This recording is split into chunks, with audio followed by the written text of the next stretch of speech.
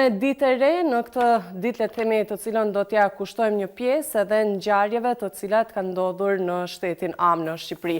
Zgjedhje të cilat kanë rezultuar me fitoren e Partisë Socialiste, por sot një ditë tjetër le të themi e veçantë për Shqipërinë, sepse pret samitin e 6 të komunitetit politik evropian. Unë kam kënaqësi që të kemi në një lidhje direkte pikërisht nga vendi i ngjarjes gazetarin dhe kolegun Ermal Qori.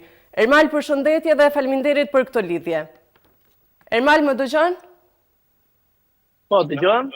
Po, mirëmëngjes, përshëndetje. Mirëmëngjes, kënaqësi.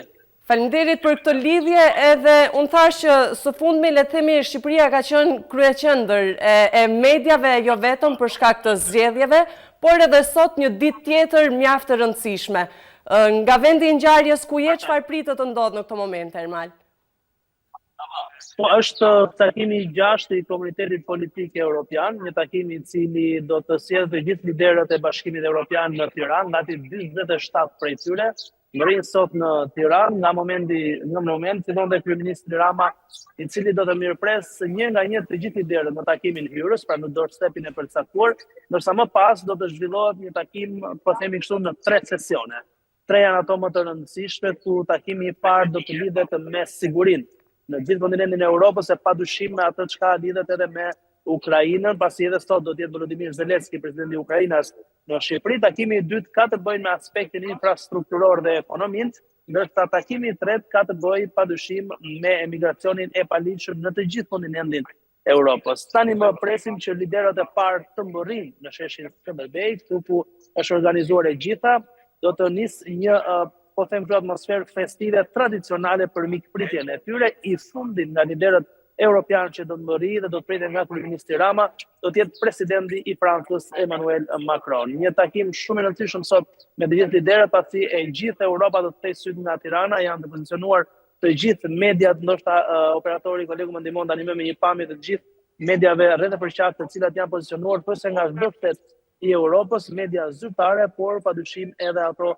private të cilat do të raportojnë gjatë ditës së sotme nga sheshi Skënderbej në Tiranë. Një aspekt i rëndësishëm që ndihmon edhe në turizmin e Shqipërisë në aspektin veror, por jo vetëm, por padyshim të gjitha diskutimet që bëhen sot në formatin politik janë shumë të rëndësishme, pasi të gjithë liderët kanë mundësi të takohen kohë më kohë me njëri tjetrin për të folur mbi 3 pika kryesore, sigurisht se unë theksova pra për sigurinë, për ekonominë, por edhe migracionin e paligjshëm, që është tani më në një problem shumë serioz. Megjithatë, kryeministri Rama do të ketë takimin me 10 prej liderëve kryesorë, përfshirë këtu edhe sekretarin e përgjithshëm të NATO-s Mark Rutte, i cili është tani më në Tiranë. Dita e sotme do të pasojë nga një takim shumë i rëndësishëm nesër, pasi presidenti Emmanuel Macron do të qëndrojë 2 ditë në Tiranë, ku do të ketë edhe një konferencë të përbashkët me kryeministrin Edi Rama gjatë kësaj të shtunë. Ermal, le të themi ky samit që po mbahet sot në Tiranë, a tregon një hap më afër të Shqipërisë për Bashkimin Evropian?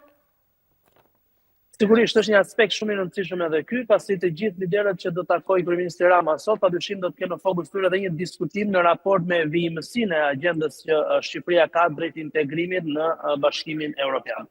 Të gjitha ato takime do ndihmojnë që Shqipëria të jetë më pranë gjithë liderëve, kolegëve, po themi kështu që kryeministri Rama ka, por edhe të gjithë atyre të cilët tani më kanë një rol proaktiv në vendimarrjen të zgjerimit të Unionit. Sigurisht është Macron, sigurisht është presidentja e Komisionit Evropian, por sigurisht janë edhe gjithë përfaqësuesit e vendeve më të mëdha në Europë, nga ana e Gjermanisë, Francës, Italisë, e një pjesë tjetër e mirë. Që do thotë, e dita e sotme do të jetë edhe një hap më pranë Shqipërisë në Bashkimin Evropian në kuadër të diskutimeve dhe vendimarrjeve që do të ndodhin në vijim.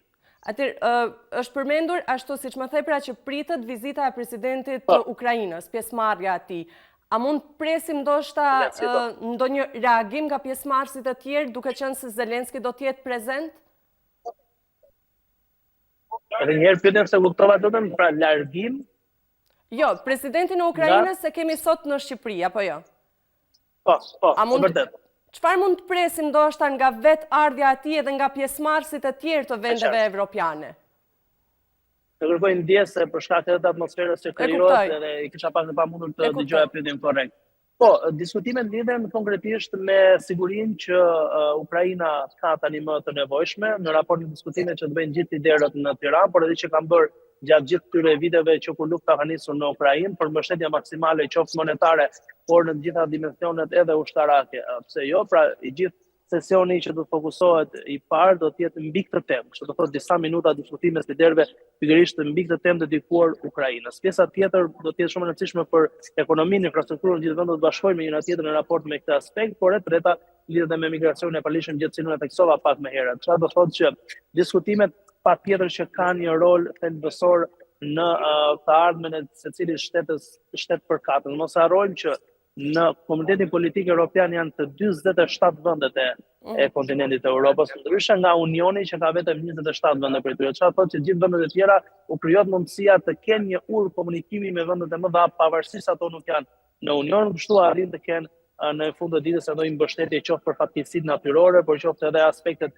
agresive të luftës, pse jo.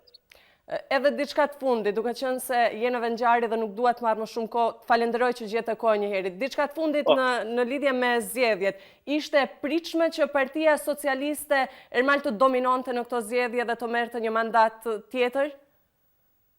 Ishte një rezultat i paralajmëruar më herët nga kryeministri Rama, i rezultat si e dhëdhoi gjithë strukturave organizative që ata kanë në terren, pasi vetë socialistët kanë një dedikim të posaçëm sa i takon organizimit që kanë me secilin socialist në secilin votues në rang kombëtar, por edhe në zona lokale të tyre. Kështu që në këtë kontekst ishte njoftuar më herët edhe parashikimi bërë nga ana e kryeministit Rama për rezultatin, nuk pritej që të ishte kaq i thellë, pra një fitore apo të shtuar jashtëzakonshme për socialistët, por padyshim kishte një lloj pritshmërie që socialistët do të siguronin një tjetër mandat të katërt, për cilin Rama ka theksuar që ky është mandati i Shqipërisë për të përfituar kështu pasaportën europiane dhe për të qenë tani më një vend adherues në Bashkimin Evropian, për cilën sipas parashikimeve të bëra dhe deadline-eve pritet të jetë brenda vitit 2030. Ermal, faleminderit. Një ditë mbar edhe punë të mbar sot. Faleminderit. Kënaqësi. Ishim së bashku me kolegun Ermal Çorri nga Shqipëria, ai është një herët edhe gazetar i Radio Televizionit Shqiptar, edhe falenderoj që le të themi pati rastin që të jemi drejt për së drejti nga samiti që po mbahet sot në Shqipëri, duke qenë se është në qendër të vëmendjes kryeqyteti Tirana, me shpresën që le të themi të jenë hapa më të mirë dhe më konkret në rrugën evropiane. Do të shkëputemi vetëm për një hapësirë, do të kthehemi përsëri në studio.